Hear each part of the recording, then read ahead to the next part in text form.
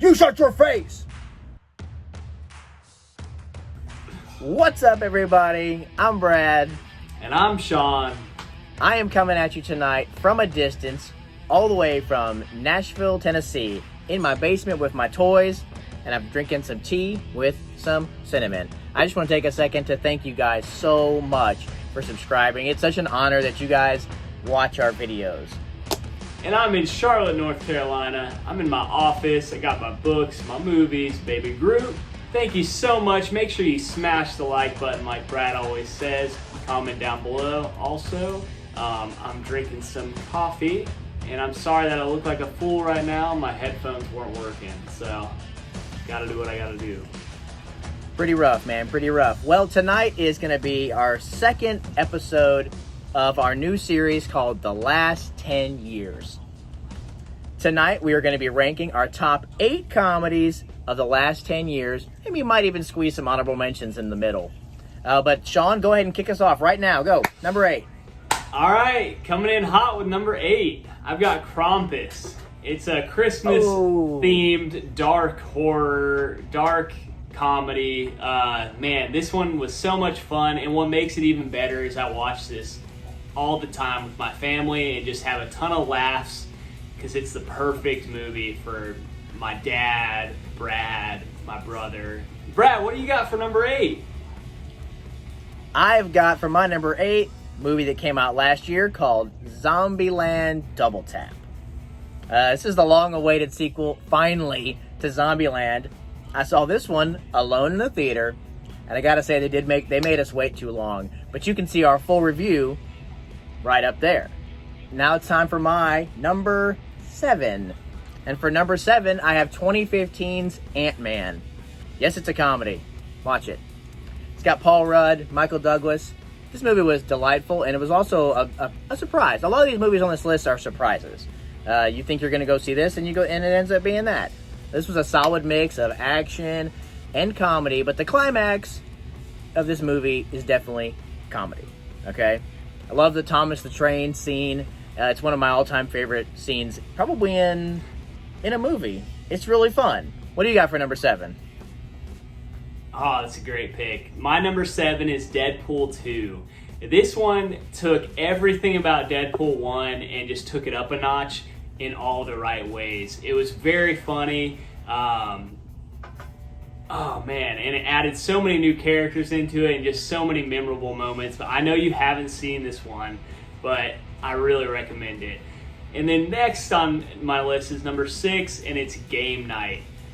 I had a lot of fun with this one. You told me about this one. You told me to go see it. I didn't see it in theaters. I waited until it was at Redbox, unfortunately. But this was so good. It had Fat Todd in it.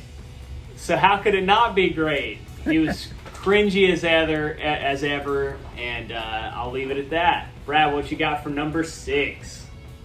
All right. For my number 6, I have Guardians of the Galaxy. From 2014, this movie came out of nowhere to give us one of the best films in the entire MCU, I think, in everybody's opinion. This movie put Chris Pratt on the main stage, and for that I am mostly thankful.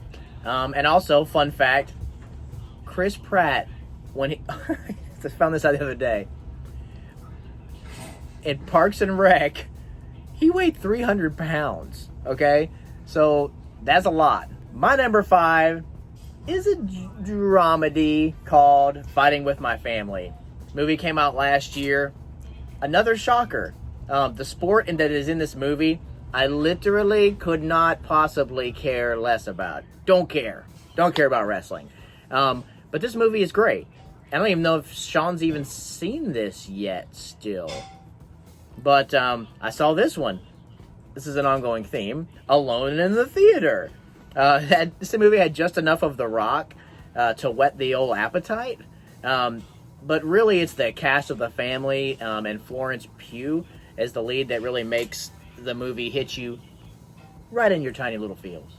What do you have for number 5? I have one that hit your list on our last on Top Action, and that one's Kick-Ass.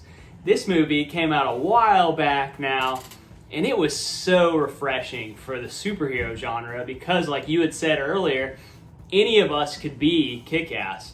It had an awesome premise with also Nicolas Cage at one of his best roles, it felt like. Had a child killing a girl child killing adult males, and it was well earned. She was awesome. It had some brutal scenes. So that's my number 5. I got number 4, Guardians of the Galaxy, coming in hot. Brad, how could this be number 6 on your list? This is easily one of the best MCU movies because it was so out there, literally out in space. Groot was an instant classic. I got him back there as the baby. In one of the scenes that they're all trying to make a plan on what they're gonna do in this prison to escape, and he's pulling off the thing that they're supposed to do last in the background. It was excellent. So that's my number 4. Very nice. We're stuck in the MCU for a minute because for number 4, I have Thor Ragnarok. Came out in 2017. Everybody's seen this. I don't need to give it a whole bunch of explanation. This movie is a laugh a minute, maybe even more often than that. Jeff Goldblum is hilarious and is used exactly as he should be. This introduced Valkyrie, who was criminally underused in the Infinity War saga. Just threw her into the end and just with whatever. What a waste. But Mark Ruffalo and Chris Hemsworth have A+ chemistry. And yes, this is a comedy. I will not allow for debate.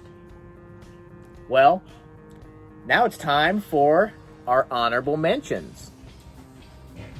This is when there's going to be some major genre bending on my part. And for my first one, I have 2018's Uncle Drew with Kyrie Irving.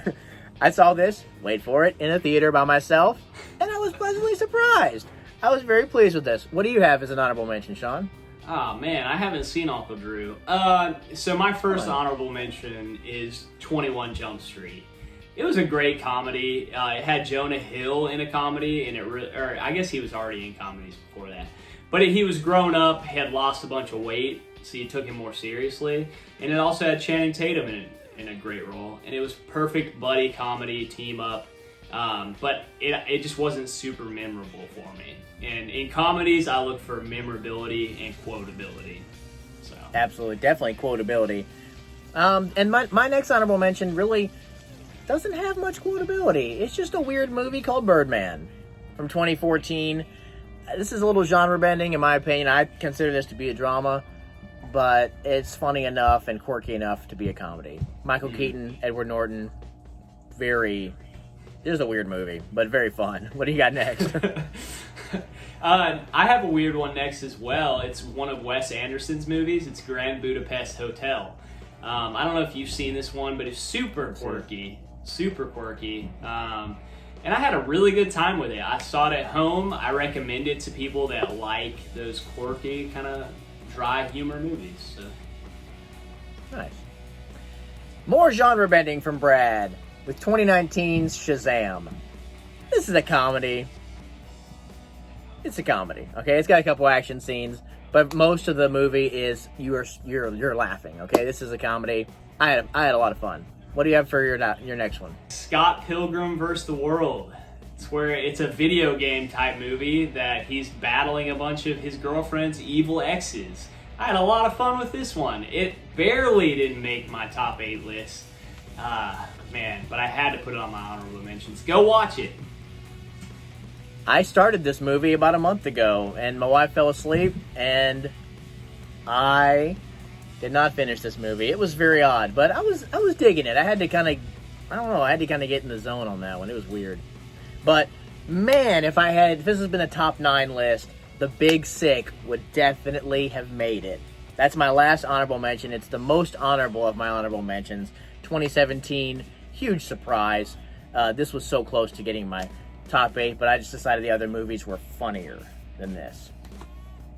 Nice. Yeah, my last honorable mention was Jason Bateman's Bad Words. It came out a while back, kind of out of nowhere. I just heard about it, and it's about him being in a child spelling bee, and it was really funny. It flew way under the radar, so I recommend you go see it. All right, and now for the moment that you've all been waiting for. My number 3. It's game night. Sean already mentioned it. This is a great rated R comedy with Jason Bateman, Rachel McAdams, and the one, the only, Fat Todd! He's back again! The only rated R one on my list. This is a wild, like, crazy blast of a ride with twists and turns and shocking moments and big, huge laughs. I saw this in the theater with my wife. This is a seriously funny mystery movie. Go watch it. What do you have for number 3? All right, number 3, I have Thor Ragnarok. You had just mentioned it. It's the last MCU one, but certainly not the least MCU one. This one was great, like you had said. It put Mark Ruffalo and Chris Hemsworth together, and it stopped taking Thor seriously and made him hilarious. Taika Waititi helmed this movie, and he is awesome, and he made Thor awesome again. And I can't wait for Thor 4, Love and Thunder, and I hope we get more Jeff Goldblum as well. Moving right into number 2, here we go. It's The Other Guys. Oh, man, nice. What? Will Ferrell and Mark Wahlberg did so good. I can't believe how underrated this movie is. In preparation for this list, I watched some of the best scenes from that movie, and it is so great. Captain Gene is perfect. Oh man, there's so many quotable lines. The Rock and Samuel L. Jackson jumping off the building, and Will Ferrell loving Little River Bend and having a hot wife is hilarious. So I won't say too much more because I could talk about this one for a while, but go see it. Perfect buddy comedy duo. Brad, what you got for number 2? All right, I'm really proud of my top 2. Number 2, it's Krampus from 2015. Sean already mentioned this one too. This movie has no like big stars in it, which makes it even better. I'm in dire need of a rewatch on this one. I saw this with my father-in-law, and I think you were there. Yeah, we were there for Christmas, and Matt and Sean and everybody, we all went. This movie apparently spawned 2 sequels. They both came out in 2016. That's really, really odd. This is absolutely one of my favorite Christmas movies. An instant classic the second I saw it. And so lastly, it's my turn for number 1. You ready? Are you ready? I think I know what it is, but Are you I'm ready. It's already been said. It's The Other Guys by a large margin. My top 3 are like separated by a huge margin from the rest of my list. I'm so thankful for this movie. This movie